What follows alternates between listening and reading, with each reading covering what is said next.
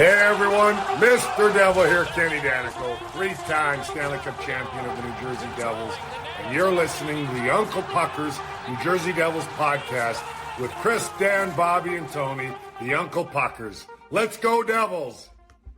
It's time to play the game. Time to play the game!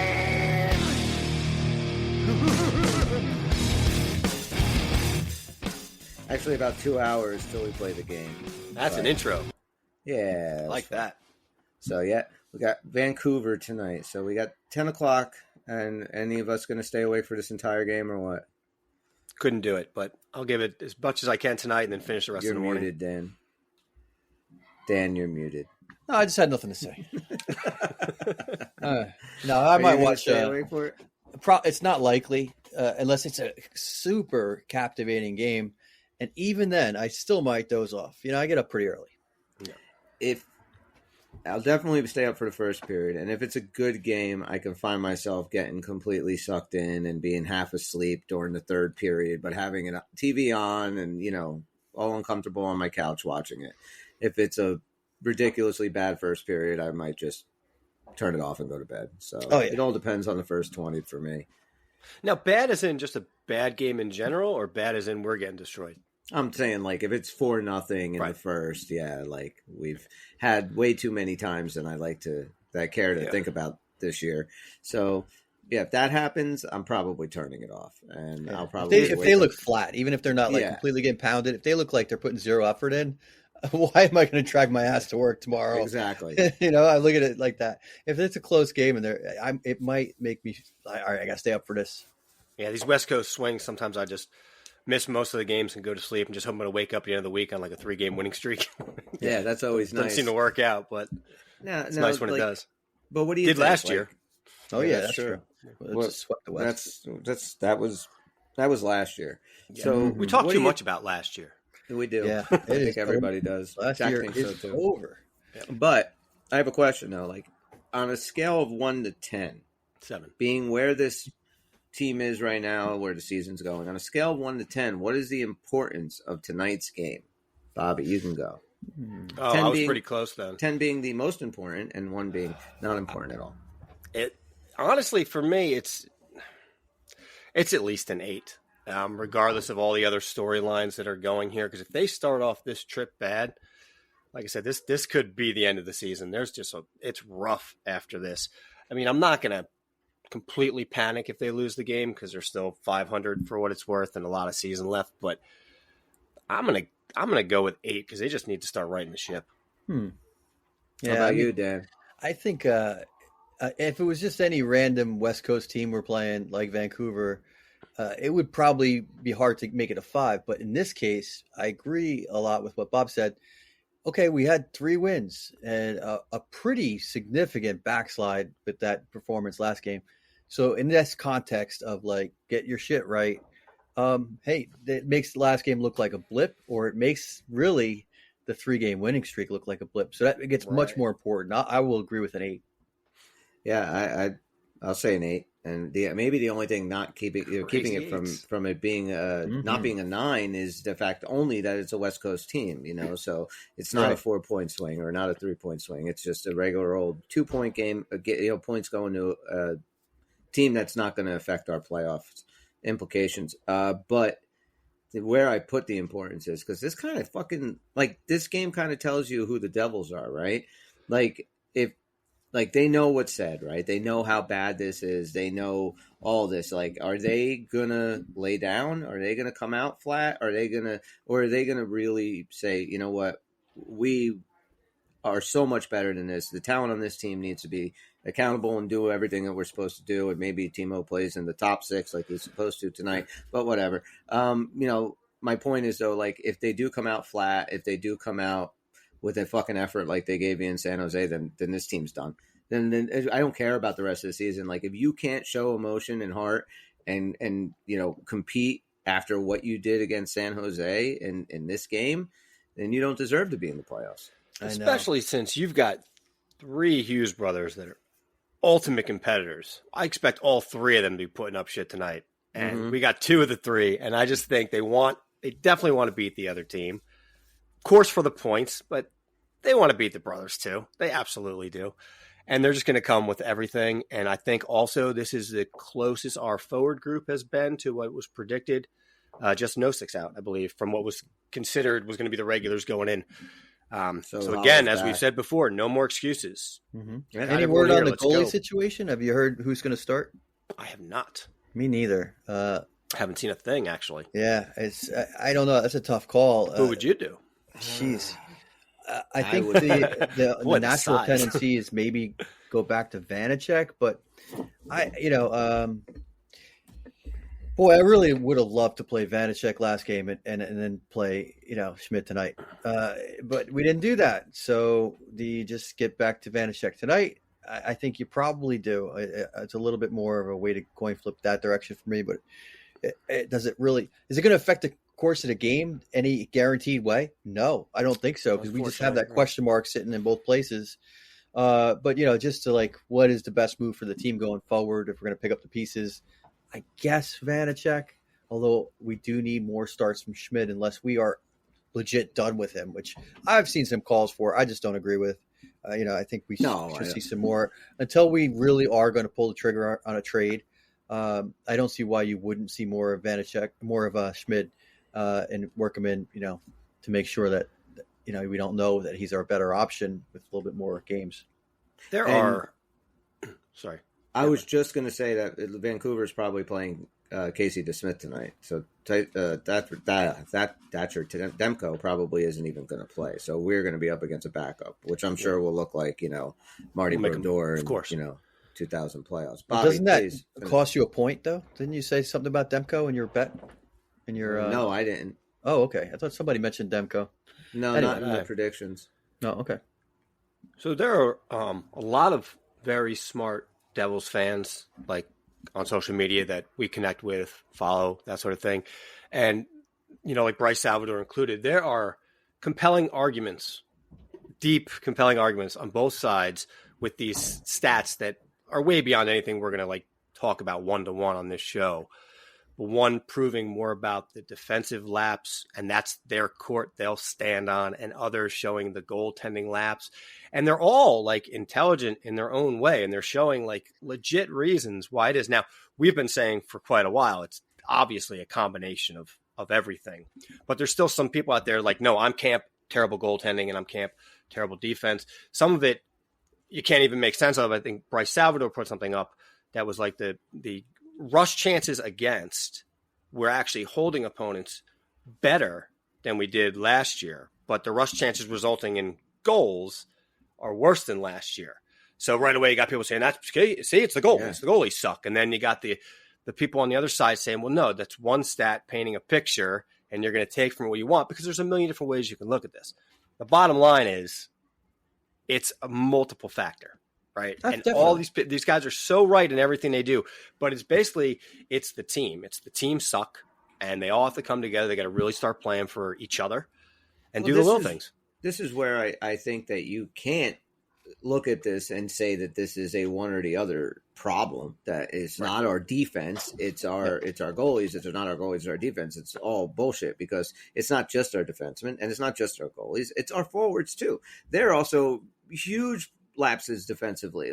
We have, there's no, the word team defense, that's it. It doesn't have to do with just who's in the pipes or the two guys that are defending the blue line or just the three guys up front. No, it's about team defense. This is what's going on. It's not, this is so much more than just Dan is 100% right in the argument that if you have Jeremy Swayman or Linus Olmark or Igor Shesterkin in net, how many more games do we win? I think it's maybe 3 so far, something like that. So now, then which you is can significant. It's not nothing. In a playoff Right. race, it matters. We definitely need to upgrade goaltending. But do we have a serious playoff team? No. No, but that's the point. Yes, exactly. Until the whole team plays, because you saw it in the Buffalo game, right?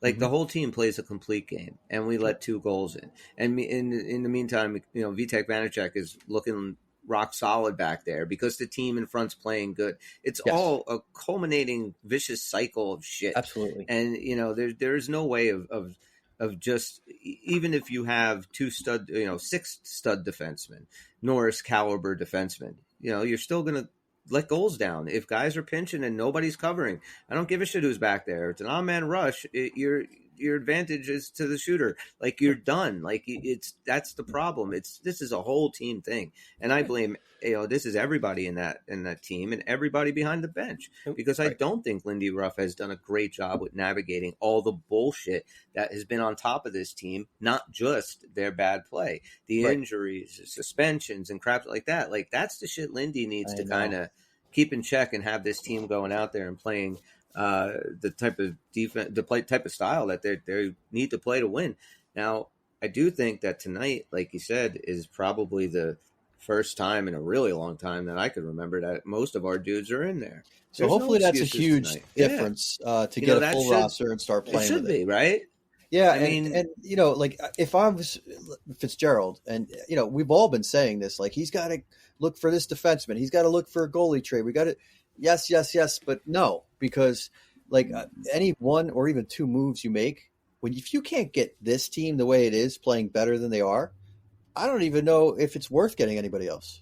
Right? You know what I mean? Like, that's the point. The number one thing to fix is I'm not going to blame necessarily coaching, but top down. So it involves coaching, involves the effort the guys give, because you throw maybe two more people into that mix, they don't overnight change that. I'm sorry. It's not the kind of, holes we have where, like, boom, that's all it doesn't explain why we've been playing so poorly, and it's such little effort at times. Yeah. I mean, you got the guys, right? Like, these guys are underperforming, but before the season started, you wouldn't have said this team needs a rock solid defenseman back there. You wouldn't have said that.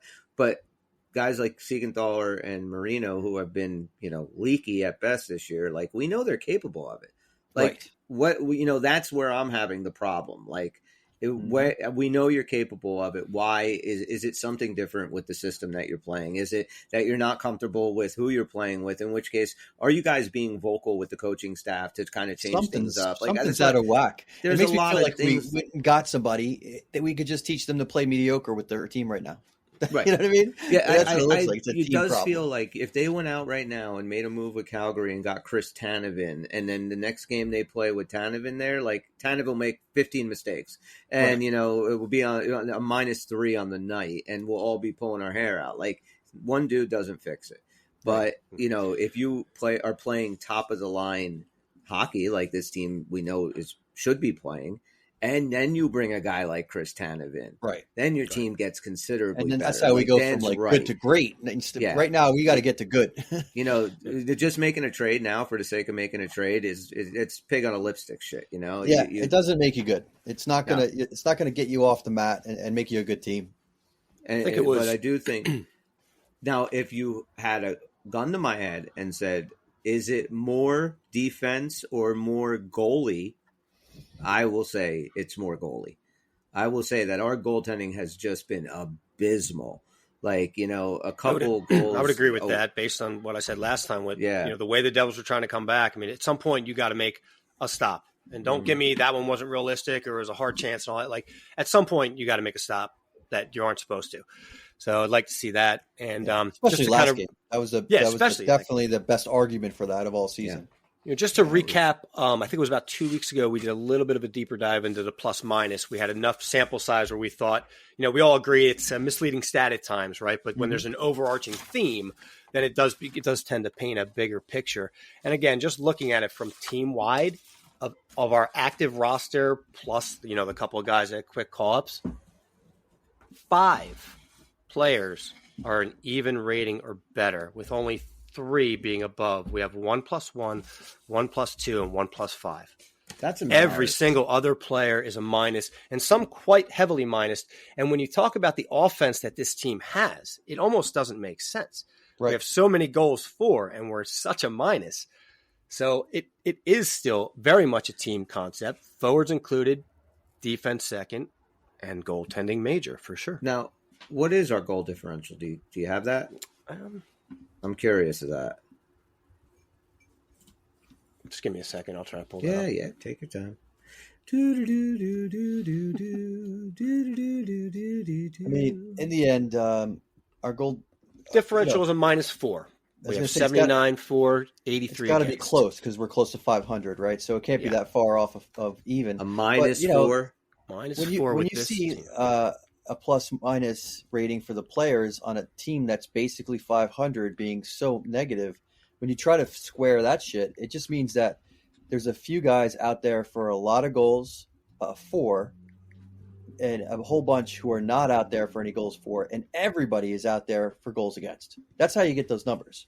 You know what I mean? Yeah. We're all out there for goals against, and a bunch of them, but some of us are rarely out there for the goals for. For me, it's some of the surprising players because I expect some of our dangling superstars to be a little closer to the minus because, they're prone to going forward a lot and maybe they catch them in the back. But some of these guys, again, it's still Timo Meier at -14, Toffoli at -9, Bastian at -9, which is really disappointing given his role.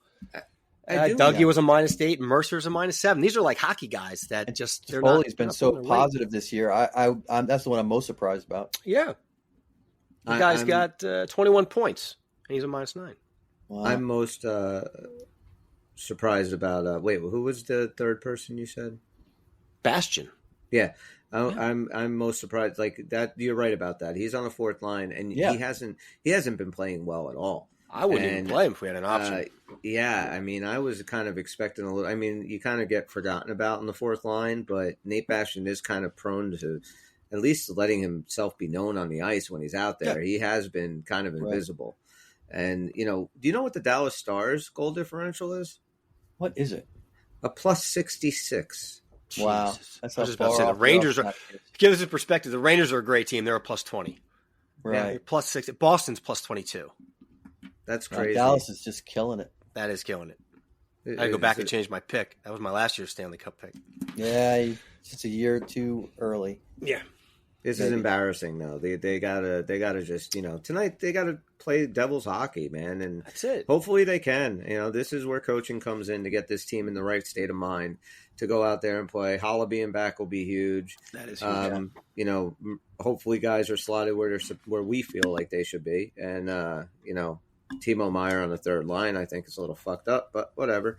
I'm kind of. It's really strange we're not seeing the lineups by now at almost 9:00. Usually somebody's tweeting that out by now. I know, and I did look for some info on that just recently. I couldn't find. Maybe somebody knows it, but I don't know who they're going to go with goaltending wise.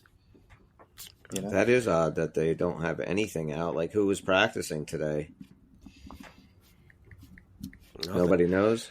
Nope. No, but right. I mean, this is the ultimate reset week, right? We look at it like that. They're away. They've been out there for a day or two, I'm assuming, right? And that whole bonding thing, it's got to be now. We keep saying that, but it has to be now. They haven't had a road trip yet, like a nice long one away from town. Like the road trips they have had are just like Washington, Pittsburgh, like You're sticking around the metro area and shit. This is good. This could be good for them, And last year, again, with the last year shit, but the two Western swings they were phenomenal. Oh, yeah. So. Look, man, we all know they're a good team, and that's the thing that's most frustrating about it. Like, are they frauds? No, I don't think they are. I look at this talent, and it's like, all right, just fix some shit. I still believe it's fixable. Definitely, it's been disappointing. 25% of the season is gone. Yeah, 25 is gone, and that's no doubt about it. That's huge chunk to be disappointed in. But I still believe not only do we have time mathematically, I think this team's got to turn it around. They're just too talented, and it's just going to be a matter of time. Hopefully, it's sooner than later. I wonder if there were a way, like if we were in the beginning of the season, and someone was able to summarize everything that's happened so far this season with the inconsistencies, with the injuries. Be specific, right? So it's August. We're saying, okay, Jack Hughes misses 5 or 6 games, whatever it was. Heischer misses a month. Hamilton's out. Like, just if we put that all on a ball ahead of time and said, but on December 5th, you're going to be one game over 500. It's one of those things you might say, I take it, but then you look at the problem with that scenario is that we're not just one game above 500.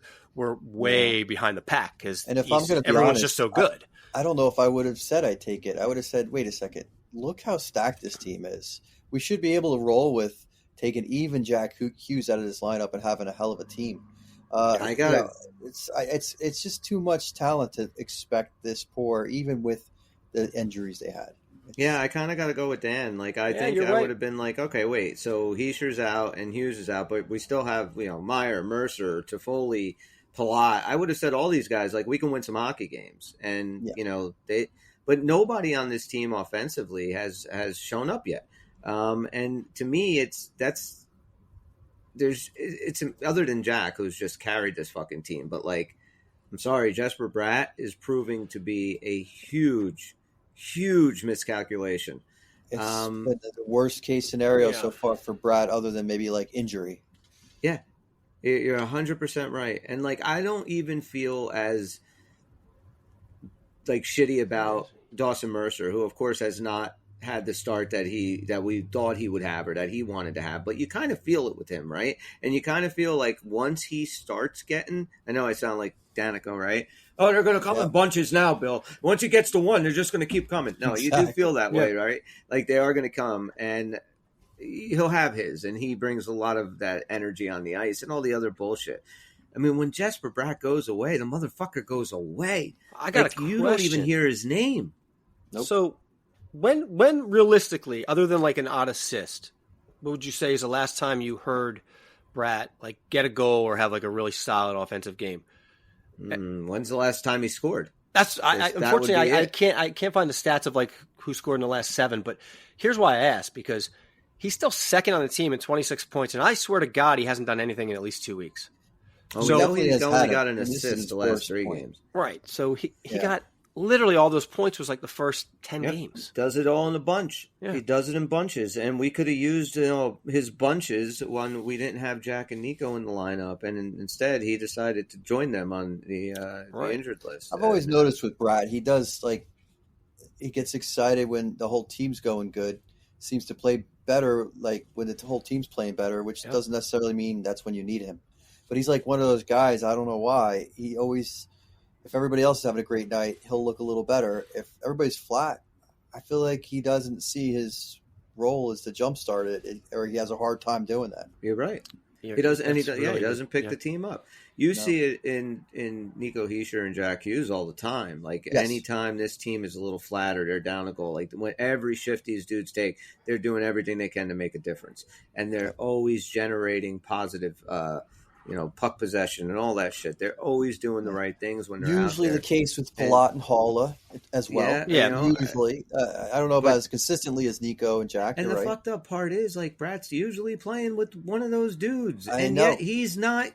But even look at Toffoli and how much he has garnered from playing with Hughes. Like Bratt should be doing this. But Bratt's an even weirder case, because even when he's not playing well, when you watch him with his speed and his moves, he gets in front of the D all the time, like almost on a partial like breakaway, but not quite. But it's just in front. He gets a step in front, and it's not even about no finish. It's like no shot, or the shot was when you were already behind like the goal line. It's pretty weird. This was something I actually made in my notes, and I didn't get to it on Saturday, and I wanted to ask you guys about it because with Jesper Bratt, it does seem like it has to me, like the last maybe 6 games or so, he has no confidence.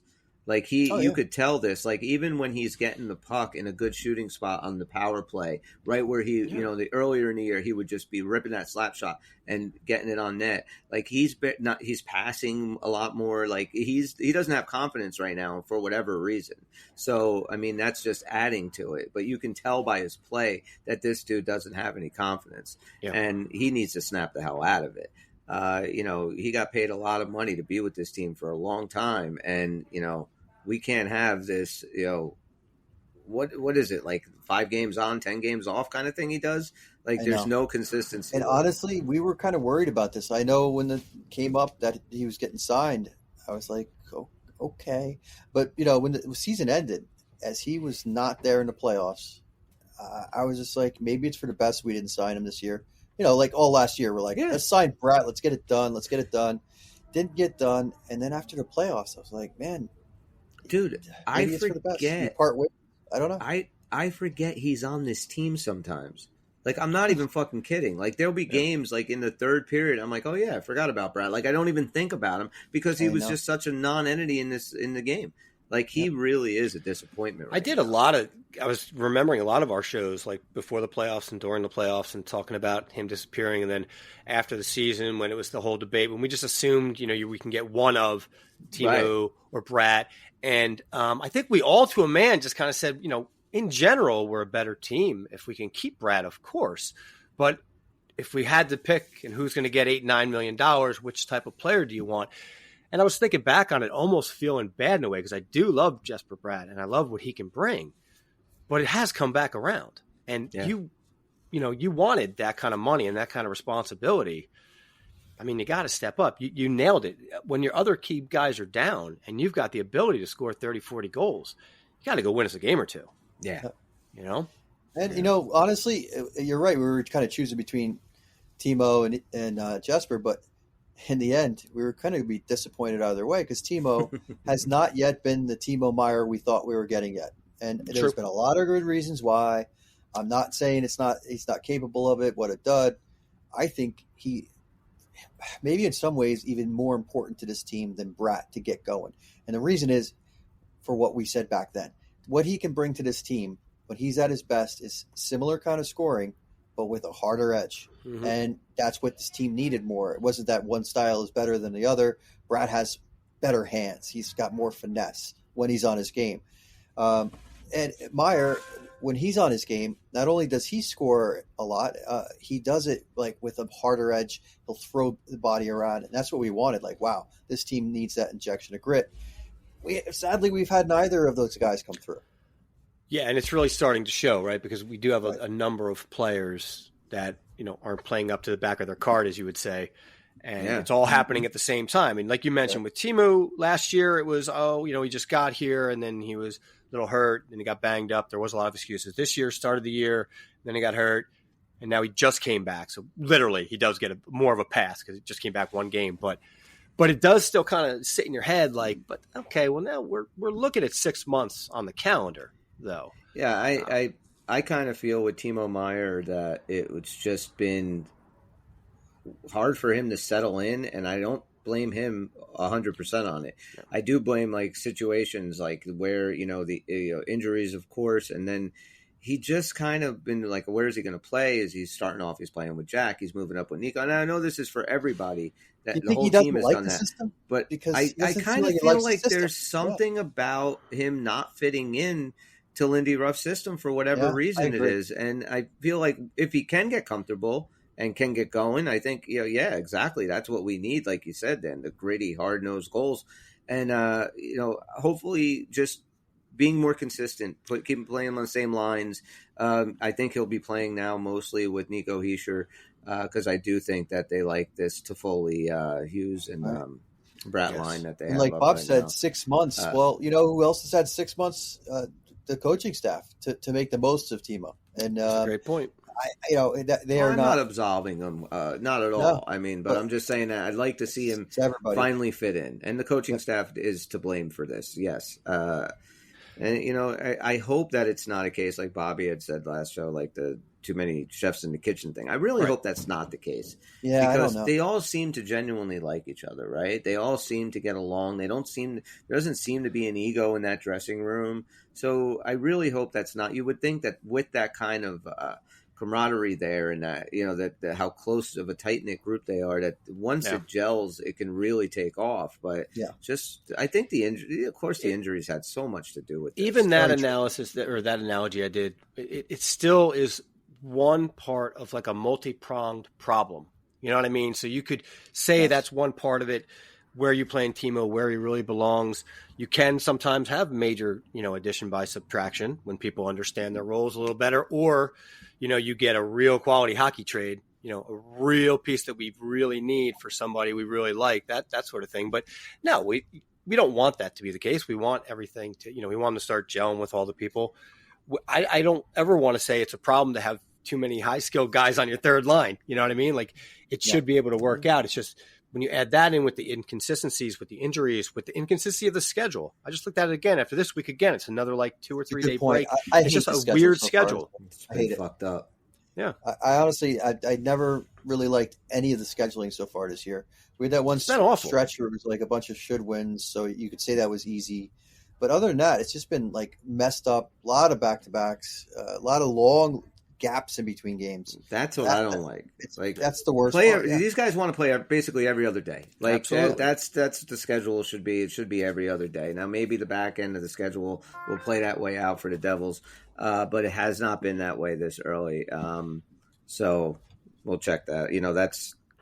It's just there's a lot that needs to happen in the second half of this season for this team to make the playoffs, because like you said, there's so much wrong. But let's play a game, Bob. What game you want to play tonight?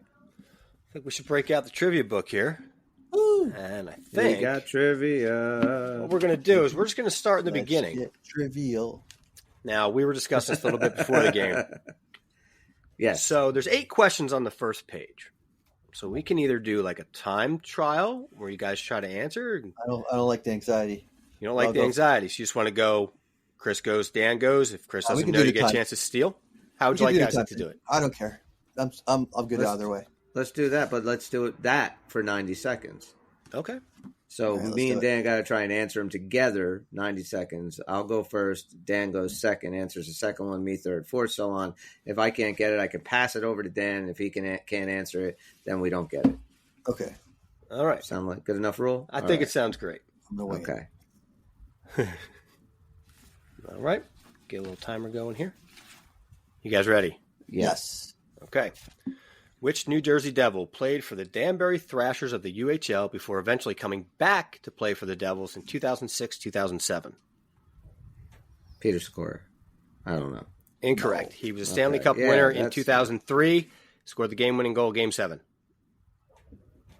That's my hint for Mike you. Rupp? Yes. Okay. Mike Rupp. Good one. Okay, that's mine. Okay. Who scored the first hat trick in Devils history? That's Dan.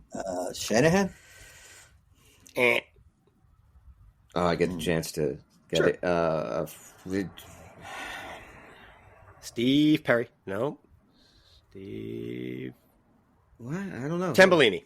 Oh. Move on. It's get easier. It gets easier. All right. It gets easier. My turn. Go ahead. What was the name of the 1995 line that featured Bobby Holik at center, Mike Peluso, and Randy McKay as wing?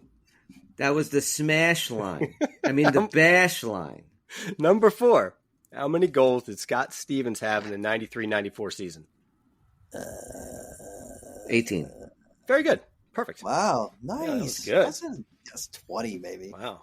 What is the first year the Devils qualify for the Stanley Cup playoffs? You got that one, Dan? 89. 88. 88. Yes. Okay. What is the first? No, I did that one. Against what team did Scott Gomez get his first hat trick? Rangers. I was going to say the Rangers. Correct. All right. Who are the 2 players who have won the MVP award for 95 and 2000? You want to take it? No. What? MVP you award. Mean Conn Smythe? Yes. Oh, it's written, okay, it's written as the MVP award. I'm sorry. It is the Conn Smythe, correct. Claude Lemieux, and that was Scott Niedermayer? Other Scott. Stevens, right? I wasn't sure which one it was. Okay, final one. I guess Marty won 95? Or no? Who? Lemieux. No, they're talking about the Conn Smythe. No, we've won 3 cups, and Marty never won a Conn Smythe. It went. Oh, I thought he had a Conn Smythe. Scott Stevens, Claude Lemieux, and getting jiggy with it. That's right. He took Brodeurs. Giguere took Brodeurs in 2003. We discussed that. Yeah. 3 shutouts in the finals, 1 total goal or whatever it was. Crazy. Yeah, ridiculous. That's crazy. Well, we'll just round it out here. So besides Antti Salmela, who was traded to New Jersey Devils from the Atlanta Thrashers in February 2000. Salmonella? He said not say Salmonella. I said Salmela. Salmela. Salmonelli? The guy from the Sure. Practical Jokers. Who came over in the trade with him in 2010 from the Atlanta Thrashers. Kind of a big go trade. Fuck yourself. Go fuck yourself is right. That was fun. Well, fuck you. All right, so I guess we'll probably keep it a little shorter tonight just because, there's a game coming on and stuff. But I do want to discuss, what do you guys think about tonight? Seriously, keep your fucking Homer hat off. Okay. What do you expect tonight and maybe going forward for this road trip? I think they're going to stumble a little bit on this road trip, but I'm not trying to put a homer at it. I'm trying to be optimistic because there is a good chance that they will have a response game to last game. It's a good chance that they will. We got 2 of the 3 Hughes brothers, and they want to all be brother competitive. That's going to work in our favor. I got to believe that they will have a better game bouncing back. So I'm going to give them a win here. And if I call it to call a score, I think it's going to be like a 4-1. 4-1. Okay. Beyond asking for shutouts. 1 goal, huh? That's a lot to ask for. Yeah. All right, go ahead, Bobby. Be realistic. Realistic. So I honestly do feel that as much as players don't want to talk about last year, when you have a type of swing and record that they did against the West last year, I think there is some carryover effect to that, just from kind of a background confidence. But more importantly than that, I feel like they did have a couple days off, and Jack already drives this team, and I seriously believe he's going to be on all engines tonight, just trying to put on a show and win this game. And for that alone, I think they're going to. I'm not joking when I think that all 3 Hughes brothers will probably get on the board, maybe even with goals. Definitely, Quinn's a monster, and Jack's just driving us. So I can see it being a fairly sloppy but energetic, playing hard type of win, like a 5-4 or something. Yeah, the messed up part is we're gonna post this show probably. Nobody will listen to it till after the game, right. And it's gonna be crazy how maybe wrong or right we're all gonna be, but that's the fun of it. Well, we got a kind of a blowout win for Dan. We got kind of a large, close win for me. So all you gotta do is pick a loss, and one of us is gonna be right. Yeah, they'll be covered. Uncle Puckers nail it again. Yeah, we're just so good. I don't think I'm ready to give it a loss yet, and I'll tell you why. There is, of course, that part of me that is they haven't proven to me that they can sustain and beat a really good team. I don't think they're going to do it. They haven't done it yet this year. Fuck them. They're going to lose. There is that part of me. But like we talked about earlier, I just buried my dog today. I'm having a rough day. I don't want negative. I want positive. Gotcha. And for that, I refuse to believe that they are going to come out for a second game in a row with the talent that's on this team and play as god-awful as they did Saturday night. I just refuse to believe it. If they go out there then shame on me. I'm the biggest asshole in the world, and I will not be so quick to think that they can turn this thing around if they just go out and shit the bed. But this team is loaded, man. You have Jack Hughes, Nico Heischer, Tyler Toffoli, Timo Meyer, Palat. Let's go, man. Let's fucking go beat a really good team. Get some confidence going and make a run for this playoff spot. Your team's healthy now. And I am confident that Simone Nemec is going to have a really good road trip.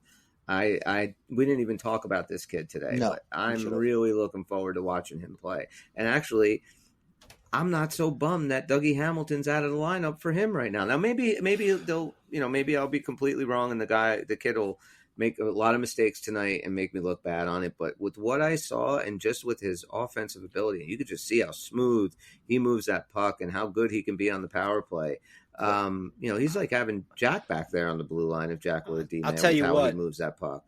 For all the high draft picks that we've gotten in the last decade, there has been 2 players that I can honestly say I formulated my opinion in one game watching them. And it's Luke Hughes and Simone Nemec. Even when Hughes came out on the ice his first game, I didn't feel like I feel for these 2 guys. I think the last time I felt that strongly about it was only because he scored 2 goals. It was probably Zach Parisi's debut, way back. But there's just something about the way that Luke and Nemec play, from the first game. You can at least dissect. You could tell who they're going to be. Yes, they're not there yet for sure, but you could tell who they're going to be. I did a little preview show before on the YouTube channel, and I actually was talking a little bit about Nemec, and I said, for the younger fans that aren't familiar with those older Devil teams, Nemec shows me a lot of characteristics of Scott Niedermayer. Yeah, he we have never had another player, I think, since Scott Niedermayer that even plays like him, even as good offensively. The way he floats around Luke the ice, Hughes basically? Is, right? Yeah. He doesn't play anything like Niedermayer. Now, I saw a little bit of Niedermayer and Simone Nemec the other night. I mean, can you imagine having those two dudes?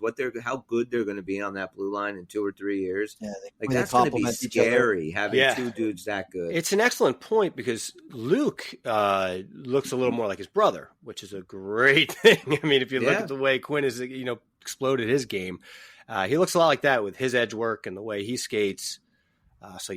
Those two are the future of our back line for sure. And, listen, Hamilton's still a great player and we have him for a long time. So we are going to have a lot of offense coming from that back line for a long time. It's going to, but they got to start it tonight, man. I seriously, I can't believe that they're going to do that 2 nights in a row. Because my take on the Kraken game is not going to be that optimistic, that's for sure, if they go out and shit the bed. So, sure. We'll see how that goes. So, at the end of last week, I thought they would get 4 out of the 6 somehow, just because these things kind of turn around. This one I did have pegs as a win, and the Kraken was the one that kind of has the loss coming up.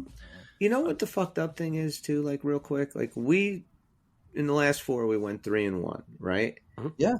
Now, normally this team goes, you're 3-1, you drop a game, and it sucks we lost that game against the Sharks, but like it's always the way they lose that has everybody in such a panic. Like that's the problem. Like when's the last time they lost? A fucking.